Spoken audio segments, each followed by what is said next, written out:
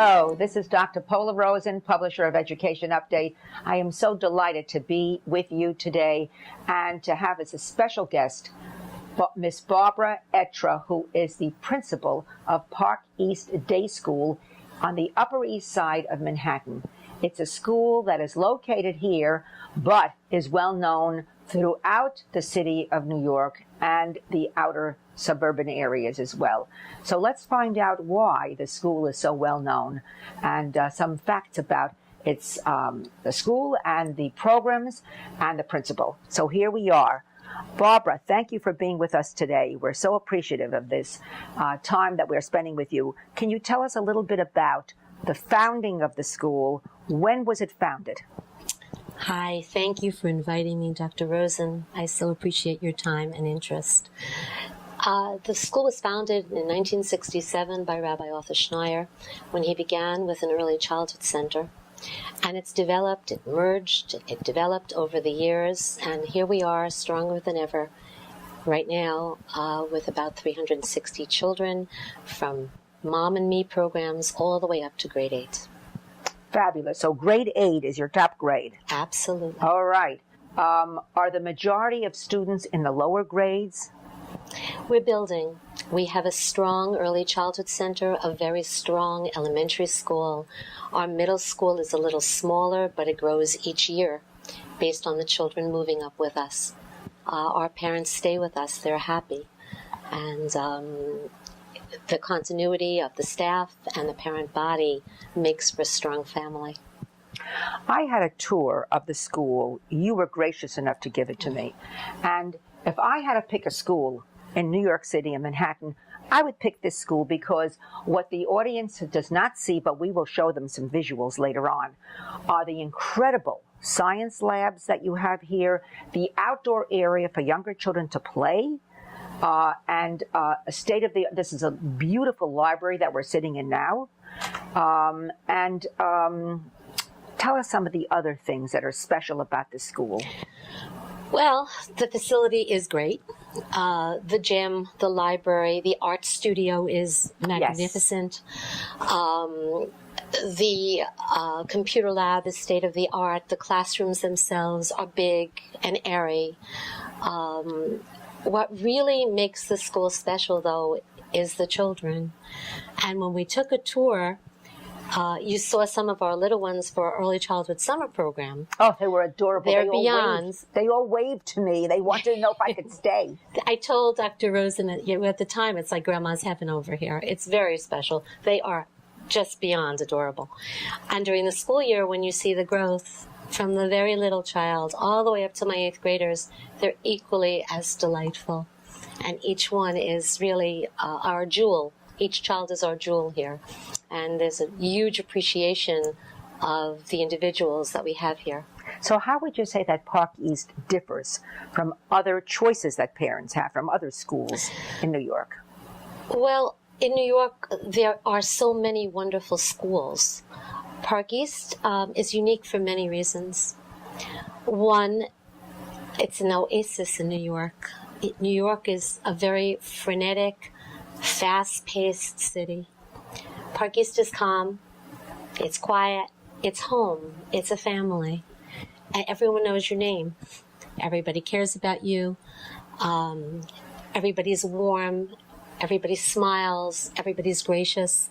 From the time you walk in to the time you leave, it's a happy school, it's a joyful school, and there are also top-notch academics. I push. It's a very competitive world out there, and our children must have strong academics so they can get into and succeed in high schools and colleges. They need a firm background, and that academic excellence is very, very strong in the school. We also give a very strong sense of Jewish identity. A person has to know his roots, who you are, identity, tradition, culture. Park East is an interesting school. We're a modern Orthodox school as an affiliate of Park East Synagogue, which is modern Orthodox. Our population is diverse. We have Orthodox, conservative, Reform, traditional, everybody with a common denominator. They're very Jewish. And they do learn Hebrew Oh my gosh, as well as yes. English in the school. children So it's half the day in each language, right? In early childhood, all right, it's fully integrated. And the entire curriculum revolves around the calendar, the Jewish calendar. So your math and your science and your reading and your writing are all fully integrated. And yes, there's also language immersion in Hebrew. And we start with them at the beginning, way in the beginning with our nursery children. So the youngest children who come here are how old? Okay, we have Taste of School, we have toddlers, Are they we have 3-year-olds? 3-year-olds, we have 4-year-olds, we have 5-year-olds. We go all the way up. When we are in kindergarten, it's still a fully integrated model. It's not half and half. When we're in the day school proper, which is first grade, all right, already at that point there are Judaic studies and general studies. And there are also all the specialties. Our kids have art and music and gym and library and computer and dance and drama. Tell us something about the art and the music, because those programs were terrific. The rooms were fabulous. Tell us what you do in art and music. Well, people in the school sometimes tell us that it's the Jewish School for Performing Arts. We put on many shows, programs, activities, which integrate art and music and dance with the main disciplines of reading and writing and science and social studies. And last year we put on, it was amazing, we put on The Sound of Music. The year before that, 1776. Now you did that in English, right? Okay. Course, and who made the costumes? The kids. All right. And the script was from the original? The script is always abridged. Okay, these things are very long. Sure. We've done originals, Laughs from the Past, where we wanted to teach our children about humor. This year we're working on Guys and Dolls. We're making a musical Dracula this year. That should be really cool. Invite us. We'll come. It Dracula. should be really cool, right? We're really looking forward. So the kids have many opportunities, and for all the holidays as well. Okay. And for Thanksgiving, we've run Native American projects. Everything is research-based. So the children learn to research, especially with technology. They have to learn how to separate out what's good, and what's not good. What you throw out. Not everything you get on the computer is the meat and potatoes of what you want. Absolutely. Tell us something about that fabulous computer room that I saw, where there's a computer for every single child that comes into that room. And it's amazing. It's wonderful. Now, what are some of the things that they do in there? Well, technology is a tool. So we use technology in all of our programs. In the computer lab proper, let's start in early childhood. We start with technology with our youngest children. We have in nursery 3s, we have IBM computers through Little Tyke Furniture. Wow. And we're already doing math programs, reading programs with them. And for the 4-year-old and 5-year-old program, there's Waterford, which is a Pearson program, which starts beginning pre-reading, pre-math, pre-science. Then they move into Success Maker with Pearson also in our main computer lab through grade 3. So it's a supplement. It's a supplemental reading and math program. So everybody's on the right level. And it's a supplemental program to the main programs and the main curriculum in the school. No wonder the 10-year-olds know more than I do. Look what you're doing at the age of 3. My goodness. The kids are great. But then in the computer lab proper, once they're in 4th grade, we start with basic keyboarding. Then we go into the whole Office suite, beginning with PowerPoint. And that's integrated in to the curriculum. And social studies and science and research for math. And then we move into Word, then we move into Excel. We start basic programming in grade 4. Fabulous. We do animation. By the time the kids graduate, they can use the computers in 2 languages. Do they learn to make videos? We don't do videos, we make websites. Okay. We do HTML websites, but Terrific. we could do videos. Okay. Sometimes they'll do that as a project for a specific teacher, for a specific assignment. Okay. Because we integrate in as much technology as we can. Sure. But in the computer lab proper, they learn programming, they learn website building, and they can work in 2 languages, which is particularly cool. Where do some of the 8th graders go on after they finish their fabulous education here? Well, we go on multiple tracks. We have to have very, very sophisticated and excellent general studies and Judaic studies. We're an art school, but mostly we're math and science and technology. And a lot of our kids go to the math science schools, the Sci-High schools of New York. They get into Stuyvesant and Bronx Science and Brooklyn Tech and the schools for math and science. We're known for math and science. The technology is integrated in. The art is integrated in. So many of our children will choose the Sci-High schools. Some of them choose to go continue their Jewish education in the Jewish high schools, Right. Ramaz and SAR and Frisch and Heschel and North Shore. And there was so many wonderful choices for our children to go to. Some choose the independents. Okay. And we have children in a Horace Mann, in a Columbia Prep, in a Bard, in a Ness. All wonderful great choices, schools. right. They're really good schools. Now, this school was founded in 1976. It started in 67. 67, okay. With Rabbi Schneier opening the doors for early childhood. Right. It developed more and more into the 70s, into the 80s, and into the school, which is now through 8th grade. Okay, so 1967 is almost 50 years ago, not quite. Do you get any of the graduates coming back to visit? That's a great question. We have an alumni association, which is strong, and alumni do come back, and we've been cultivating more and more activities to welcome them back. Some have become synagogue members, some are bringing back their children, which is particularly lovely. Great. Oh, that's absolutely. It's becoming more and more. Can you tell us something about some of the students who have won top awards? I recently saw some of those, and I just was amazed. Can you tell us a little bit about Absolutely. We have a very strong math department and science department and STEM department, which is science, technology, engineering, and math. We have bright children. Children are bright in different areas, but we cultivate the math and the science, and it seems to work for us very well. Each year, and we're going back 14 years, we have tracked it 14 years through our current math teacher, Galina Spector, and we win awards every year. And our kids come in first place, second place, third place. In math? In math, American Math Competition, which is like over 100,000, 150,000 kids are competing, and they're coming in first and second and third in the New York Math League. Terrific. Where we rank very high in New York City, New York State. We often are in first place, second place, third place. It can't be a fluke when it's every year. It can't be a fluke when your curriculum is so strong and the kids are so well prepared that they ace it. And they do beautifully. They do extremely well. The children themselves are very motivated. You asked about the children. I'm glad it's the children. If you're motivated and you're passionate and you want to succeed, you're going to do it. But you must have some superb teachers on staff. And I wanted to ask you, what is the teacher-student ratio, and how do you choose those teachers that are going to motivate the children? That's a great question, too. We have a very high teacher-to-student ratio, very high.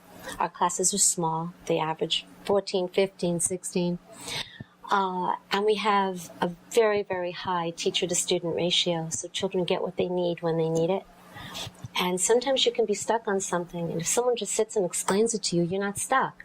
You don't fall behind. And all of your interests can be developed because it's small. So you want to learn to do something, and you're passionate about it, you're going to learn it because all the resources are right here for you. The teachers are chosen.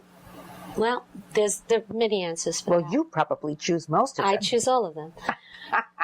I look for the educational background, degrees, and experience, but most of all, I look for passion. I look for love of life. I look for people who are going to walk in with a smile, who are going to be responsive to children and their needs, who have exceptionally strong academic background. They've passed their teaching exams. They either have their master's or they're going for their master's. They want to be lifelong learners. They want to continue with their own education. They're into staff development. I look for that. And if they have that love of life and children and a strong academic background and experience, we build on it.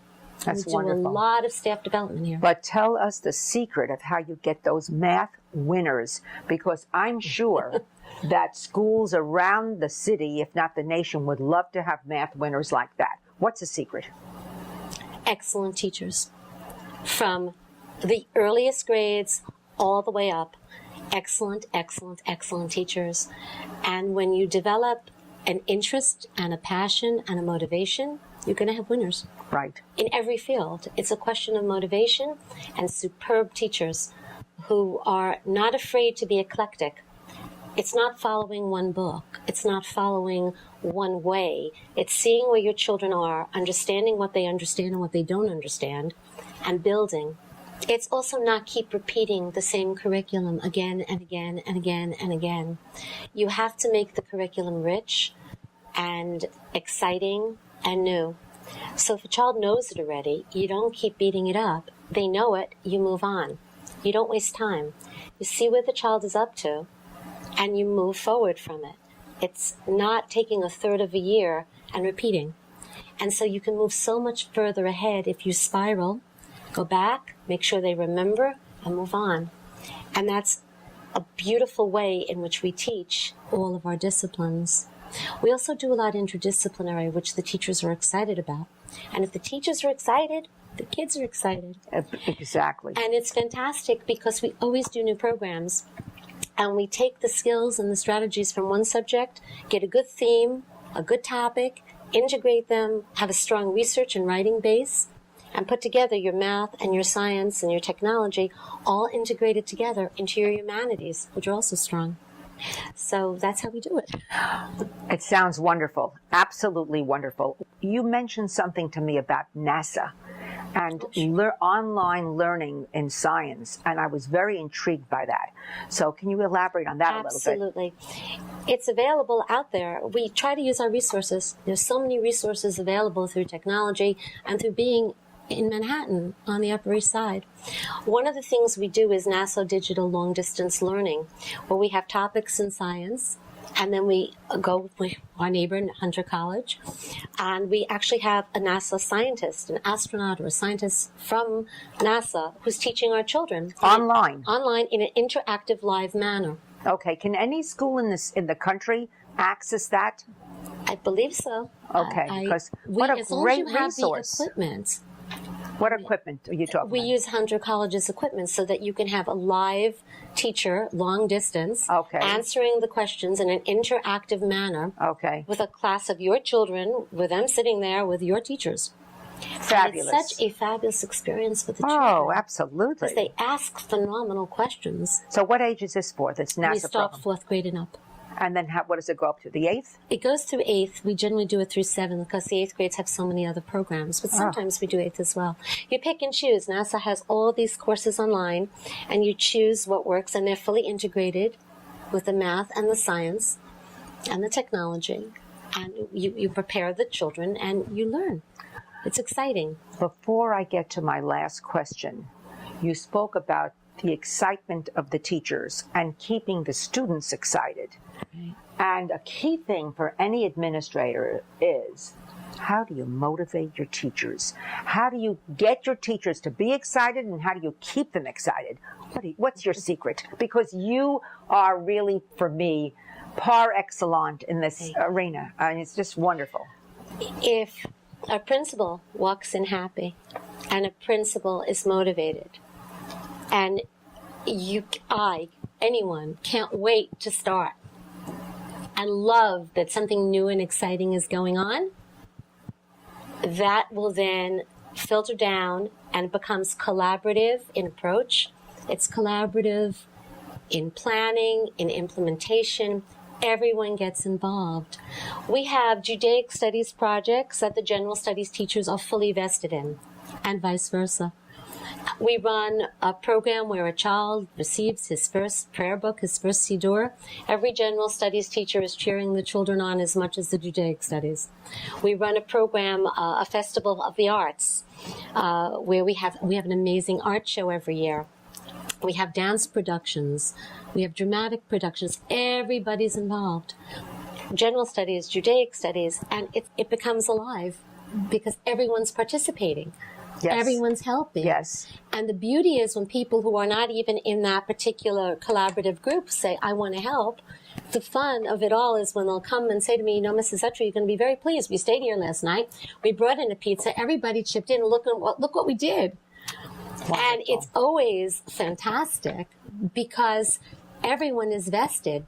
So if any administrator walks in excited and happy and something new that you can't wait to try, it shows. Yes. And yes. everybody. It's contagious. It's contagious. And it takes on a life of its own. That's wonderful. My last question. What is your vision for the school, and where would you like to be with Park East 5 years from now? That's a tough question, I know. Yeah, it's a hard question. But I think it's important to always see where education is going, to look at the trends, and to try to be a little bit ahead of the wave. There's always something new. You have to choose what it's going to be that you think is going to become the passion. And that's what we did with science, technology, engineering, and math. We started our engineering program here 3 years ago. And we've developed it into a whole module of education, which began as a trickle and now is full steam ahead. I think what's happening right now is we're all building on the new core curriculum, which is superb. But we need to put more technology in and see where technology is going to lead us. The tablet form of education is new. It's catching on more. The iPad education is new. It's catching on more.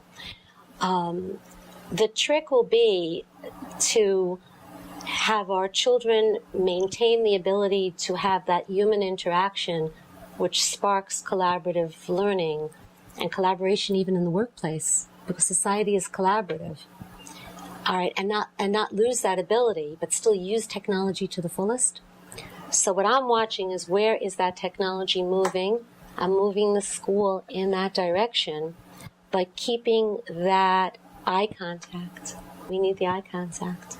We need to be able to problem solve and teach our children that it's okay to take a risk, and it's okay to be collaborative, not just competitive, and to be academically strong.